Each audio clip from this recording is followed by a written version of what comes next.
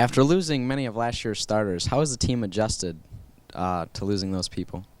Well, I think anytime you lose 7 seniors, which is what we had last year, you count on senior leadership the following year, and we're very fortunate this year that we have 7 seniors as well, and I think they've done a great job of taking the team by the horns, and a good group of kids play very hard, and I think our underclassmen have really taken to them, and we've done a great job so far. What is the main difference between this year's team and last year's team? Actually, I think it's very similar. Again, we just talked about you have 7 seniors on last year's team. We have 7 seniors on this year's team. I think our style of play is pretty similar. I think we've got a nice post presence with last year and this year's team. I think in both instances it's a group of guys that get along very well, which I think is critical to any team's success. So our record's very similar at this point. So, again, I think more than anything there's a lot of similarities as opposed to differences. What is the key to success heading into the last part of the season and tournament?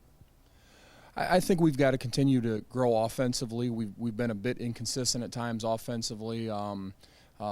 Adjusting to how teams are game planning against us. We've seen a little bit of everything defensively, from zone to man to even within man defenses, how teams are playing us. So I think that we've got to continue to grow and evolve offensively. And, we're playing a few different defenses this year that I think we've got to continue to mix those in and improve on those. But, I still think the defensive end is where it starts. And, we've got to have a consistent effort. And, we've done that for the most part. We've had some lapses here and there, and those are the type of things we've got to clean up. In what ways has the team grown this season? One of our concerns this year was we've got a great group of kids, but they're pretty quiet. You're one of them sitting here, and Luke Rickner on the other side of the camera is one of them.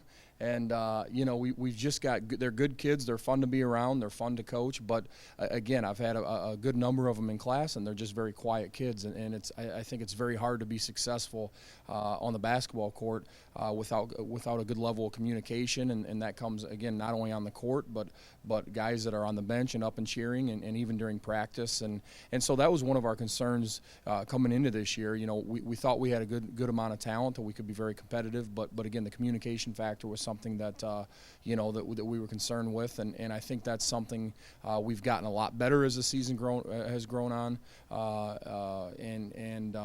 I think that's a matter of, again, kids getting comfortable with each other. Again, I think they like each other, and so that's something that will, again, I think continue to evolve. One last question: how did it feel losing to Cardozo in one-on-one? Well, I thought I gave a great effort. I had a 4-2 lead, and I probably should take some of my own advice. I thought I had a lapse defensively on a couple of his possessions. I thought maybe there was an offensive foul maybe in there that wasn't called, but officiating is something you can never control. But again, I thought I executed a nice game plan.